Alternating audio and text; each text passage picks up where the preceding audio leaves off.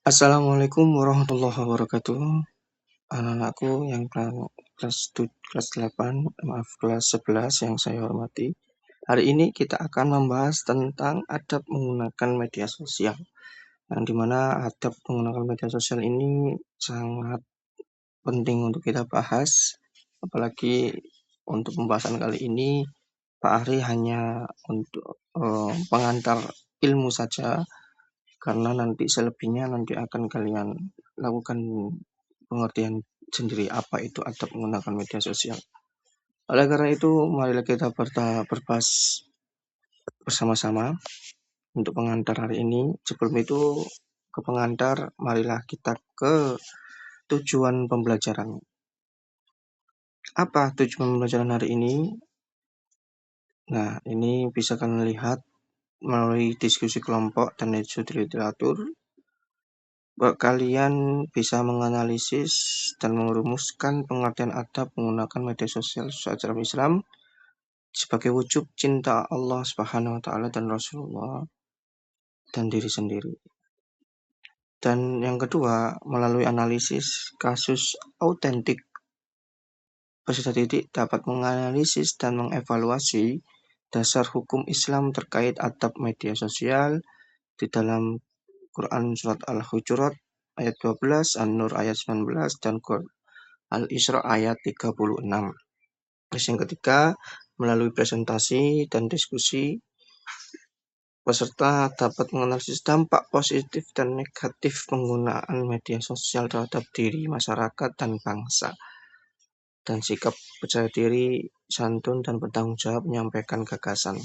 Nah, inilah tujuan pembelajaran kita. Oleh karena itu, penjelasan Pak Ari ini hanya sekedar pengantar, hanya sekedar apa sih media sosial itu.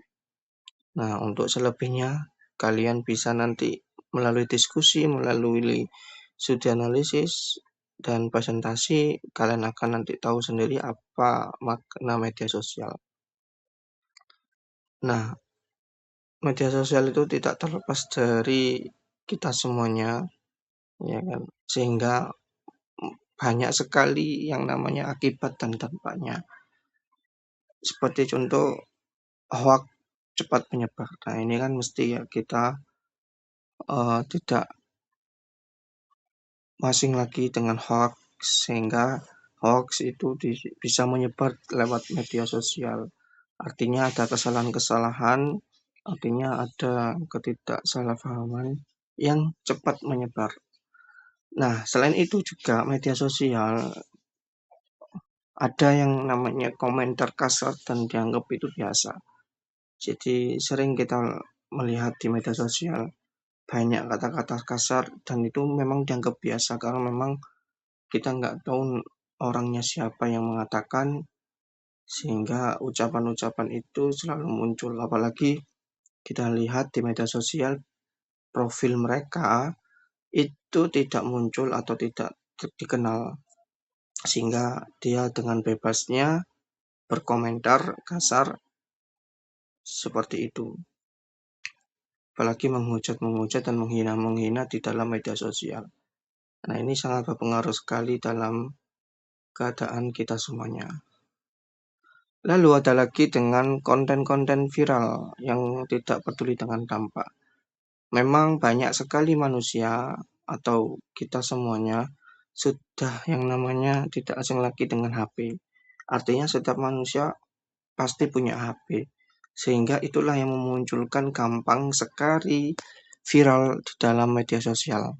Kenapa? Ya karena memang pengguna media sosial atau pengguna HP itu tidak di kalangan anak-anak muda saja, tetapi anak kecil dan juga orang tua juga sudah memiliki pengguna HP media sosial.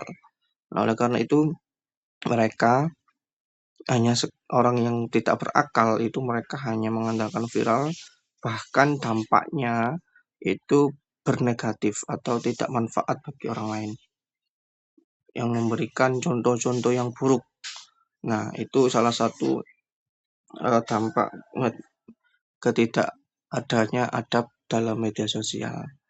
Selain itu juga ada peperangan di medsos. Ini sering sekali kesalahpahaman sehingga di medsos itu sudah banyak peperangan-peperangan dingin. Artinya antar satu sama lain peperangan itu ada konflik di dalamnya.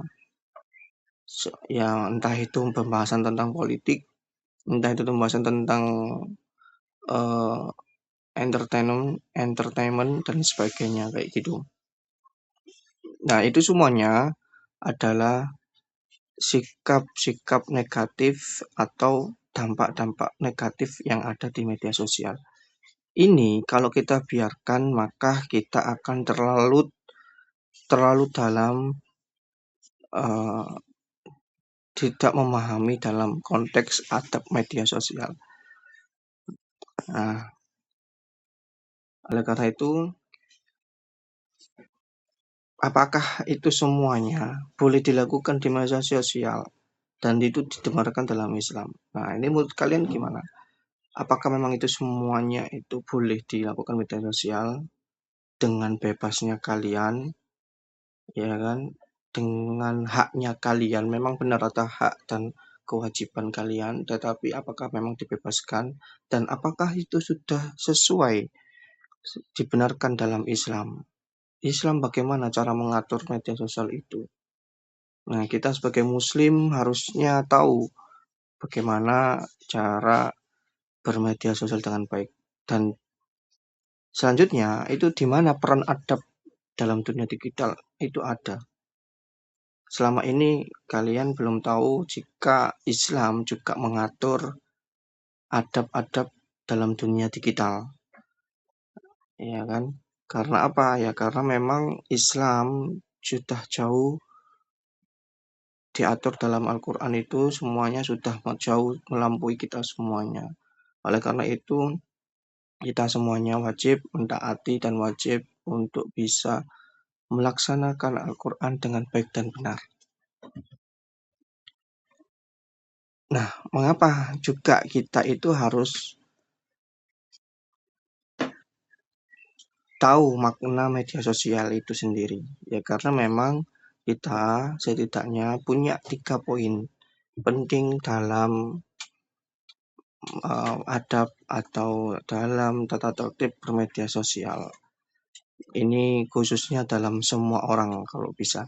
Tapi juga kita sebagai Muslim juga harus tetap mentaati apa yang sudah diatur dalam Islam. Salah satunya adalah yang pertama kejujuran dalam informasi. Jadi setiap dalam informasi yang kalian unggah, informasi yang kalian sebar, itu harus ada kejujuran atau validitas dalam berita.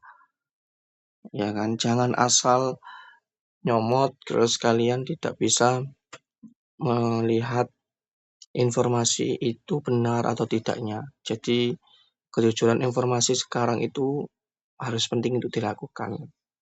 Yang kedua, selain kejujuran dalam informasi, kesantunan berkomunikasi yang tadi yang saya ucapkan atau akibat komentar-komentar negatif, hujatan-hujatan negatif, maka kita juga perlu tahu makna media sosial itu adalah kesantunan berkomunikasi.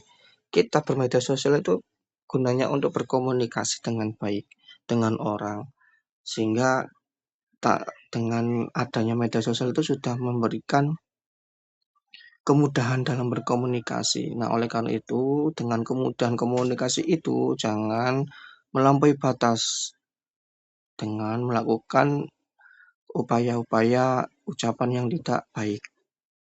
Maka dari itu, kesantunan berkomunikasi sangatlah penting untuk tahu makna dalam bermedia sosial. Dan yang terakhir adalah tanggung jawab terhadap dampak. Kita tahu dampak media sosial itu sangat luar biasa. Gampang viral, lalu bisa menyebar dengan cepat. Terus habis itu setiap media sosial itu sangat berpengaruh untuk dalam kehidupan kita terkait informasi yang tidak kita jangkaui, ya, dan bahkan memudahkan kita dalam mencari ilmu, mencari rezeki, bahkan mencari kegiatan-kegiatan yang berhubungan dengan kita. Oleh karena itu, tanggung jawab terhadap dampak itu juga penting untuk kita tahu makna bermedia sosial. Jika nggak tahu tanggung jawab atau dampak, maka yang terjadi adalah kelalaian dalam bermedia sosial. Seenaknya sendiri, ya kan? Segila-gilanya media sosial, kalian bisa bisa memberikan materi yang tidak baik, isi yang tidak baik, kayak gitu. Lanjut, apa saja sih dampak media sosial? Dampaknya juga ada yang positif dan negatif. Kalau tadi yang kita ucapkan dari awal itu adalah negatif, ya kan? Seperti contoh adanya konflik, adanya perundungan dan dosa jariah. Dosa jariah itu gimana di media sosial? Dosa jariah adalah ketika kita mengupload atau mengunggah video-video atau foto-foto yang tidak sesuai dengan syariat agama Islam. Lalu kita sebagai manusia juga akan meninggal, ya kan? Tidak lama umurnya dalam kita nggak tahu, maksudnya kita nggak tahu kapan kita mati, kapan kita meninggal dunia. Nah, oleh karena itu dosa jariah bisa saja seperti itu. Ketika kita mengunggah foto atau video yang tidak baik dan tersimpan di situ, lalu manusia telah mati atau meninggal, maka dosa jariah itu akan mengalir dari itu tadi. Makanya harus berhati-hati dalam bermedia sosial. Makanya yang baik-baik. Kalau bisa yang baik-baik. Nah, oleh karena itu, yang baiknya apa saja? Bisa saja dengan dakwah atau menyebarkan dakwah-dakwah ilmu-ilmu Islam. Yang dimana kita sering sekali melupakan uh, ilmu-ilmu agama. Sehingga media sosial kita yang isinya hanya negatif, game, ataupun video-video yang tidak baik, maka kita juga perlu yang namanya dakwah Islam di media sosial. Dengan cara ada upload video-video rekaman ustadz terkenal atau video-video ilmu-ilmu agama yang lainnya. Walaupun dalam keadaan foto saja itu sudah mendapatkan ilmu takwa dari media sosial. Selain itu juga kita juga bersilaturahmi. Artinya walaupun tidak bertemu secara langsung silaturahmi, tapi kita dengan media sosial ada dampak positif. Kita selalu menanyakan kabar melalui media sosial, melalui chat, melalui teleponan dan sebagainya. Itu juga termasuk dampak positif dari media sosial. Selain itu, tentunya dampak positif media sosial lagi adalah dengan edukasi. Ya kan, dengan berita yang baik, kita tahu apa di balik itu adalah ada hikmahnya. Atau juga muncul apa penjelasan-penjelasan materi-materi yang terkait dengan kehidupan kita sehari-hari. Itu menjadi edukasi bagi kita semuanya. Nah, itu semuanya adalah dampak media sosial yang positif bagi kita semuanya. Nah, harapannya dengan dampak positif ini kita memahami adab-adab dalam media sosial sehingga bisa disebarkan terus-menerus. Jangan ada dampak negatif yang selalu ada di kehidupan kita semuanya. Kalau bisa di media sosial kita adalah dampak-dampak positif yang selalu ada dan selalu digaungkan dan selalu disebarkan dengan sebaik-baiknya. Itulah Islam mengajarkan kita.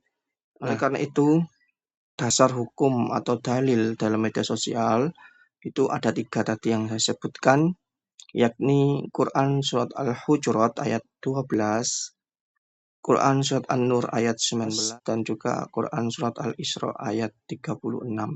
Itu semuanya adalah dalil atau dasar hukum dalam media sosial. Sebelum itu prinsip media sosial adalah ada banyak. Cuman yang pertama adalah tabayun sebelum di-share. Nah, untuk tabayun sebelum share itu adalah klarifikasi. dicek dulu, cek and recheck sebelum kamu share. Yang kedua adalah menjaga lisan digital. Apa itu? Yakni kalian bisa menjaga komentar kalian atau isi kalian di status kalian dengan adab atau omongan-omongan yang baik. Tidak perlu menghujat, tidak perlu mencaci maki terhadap sesama manusia. Yang ketiga, niat untuk baik maslahat. Niat baik untuk maslahat adalah untuk niat kita untuk kemudahan atau kebaikan untuk kita semuanya. Jangan berpikir hanya kebaikan diri kamu sendiri, tapi kebaikan untuk kita semuanya. Nah, itu harapannya. Nah, oleh karena itu, setelah memahami itu semuanya, kesimpulan dari Pak Ari adalah, ayo kita bermedia sosial itu perlu memang dan penting untuk bagi zaman sekarang. Namun, adab adalah hal yang utama, sehingga kita bisa menghindari dampak buruk dan menerapkan dampak baiknya. Maka dari itu harapannya dengan adab media sosial hari ini, semua pengguna aman dan nyaman serta bermanfaat untuk kita semuanya. Nah, oleh karena itu, marilah nanti setelah mengetahui itu semuanya secara pengantar, kalian setelah tahu sendiri tentang adab media sosial seperti apa melalui diskusi kelompok. Dan juga nanti kalian akan bisa menganalisis ayat yang sudah saya berikan tadi, ayat-ayat tentang dalil agama Islam, dalil media sosial. Dan nanti kalian bisa melalui membuat mind map atau infografis dan presentasikan lalu refleksikan dengan baik. Nah, itu semuanya kita lalui bersama-sama dengan berkelompok, sehingga harapannya dengan anak-anak kalian dengan diskusi kelompok melalui itu tadi, maka bisa memahami adab media sosial dengan baik dan benar. Dan juga jangan lupa nanti ada LKPD dan Mentimeter sebagai media kita semuanya dalam belajar dan tentunya melalui diskusi kelompok untuk bisa memahami materi media sosial dengan baik dan benar. Itu saja.